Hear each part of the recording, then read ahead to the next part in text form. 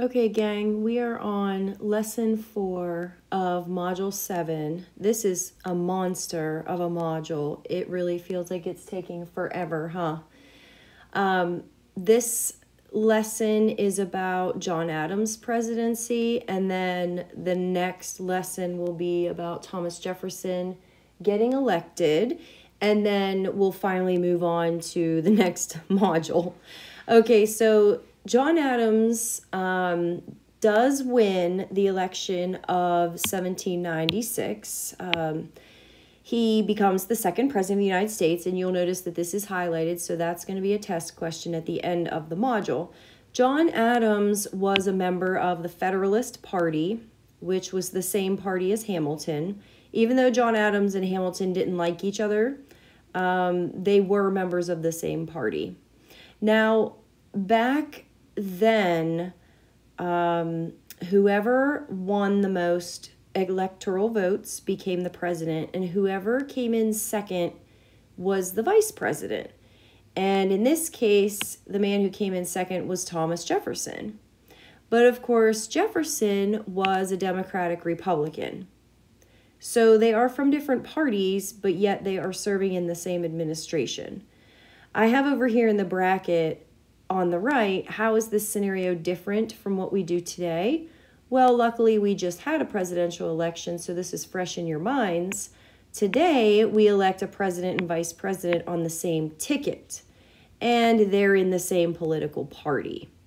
So, for example, Donald Trump and Mike Pence ran on the ticket for the Republican Party, and we voted for that ticket. We didn't just vote for one person to be president, which is what they used to do. They would just vote for somebody to be president, and whoever got the most votes ended up winning the election. So, for example, if we go back to the election of 2016, Donald Trump would have become the president, and Hillary Clinton would have been his vice president if we still did it the way they used to do it. You can imagine that probably would not have gone very well. So we ended up changing that with the 12th Amendment to the Constitution in 1804.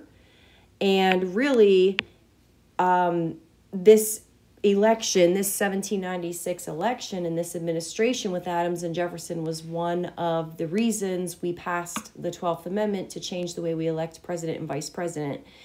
These guys just are not going to get along. Adams is a Federalist. He has one way of looking at things. Jefferson was a Democratic Republican, and he basically thinks the opposite on every issue. So it's going to be a very contentious 4 years, and there will be another reason later that we need the 12th Amendment, but that's definitely one of the reasons. You can imagine that would have been difficult. All right, so that's the election results, and now let's look at Adams' presidency. How are things going when he's president?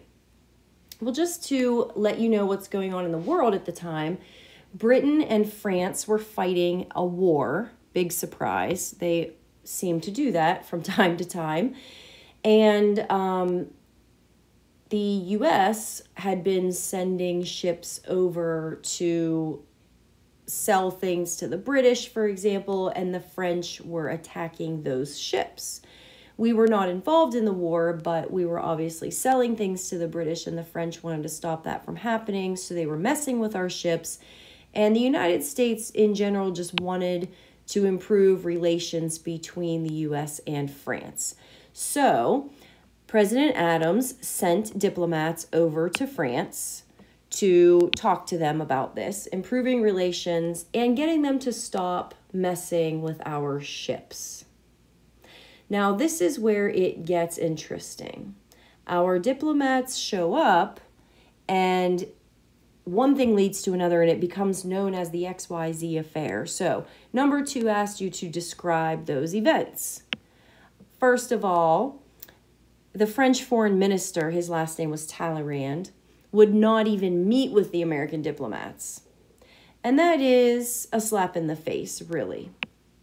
Instead, they were visited by 3 French agents in his place, and they were later nicknamed X, Y, and Z because their names were not released. They said that Talleyrand would only meet with them after receiving $250,000, which is basically a bribe, and a loan of $12 million. So this is outrageous. Apparently, this is the way they used to do things in Europe, but the Americans are certainly not used to this type of treatment and this type of diplomacy, so they refused these demands. And the Federalists are so upset they actually call for war with France. Historically, the Federalists were more pro-British, and the Democratic Republicans are more pro-France. That just usually was the way it was. So the Democratic Republicans are going to speak out against these calls for war with France. The Federalists are the ones that want to do it. Now, John Adams never really wanted to go to war with France. He was sort of preparing for it behind the scenes, but he really, really, truly did not want to. And that takes us to the Alien and Sedition Acts. What did the Alien and Sedition Acts outlaw, and what was the effect of that? Well, they were passed by the Federalists in Congress, and basically it forbade anyone from publishing or voicing criticism of the federal government. So essentially, it gets rid of our freedom of speech and freedom of the press. That's what it did. This is not the only time that this has ever happened in America.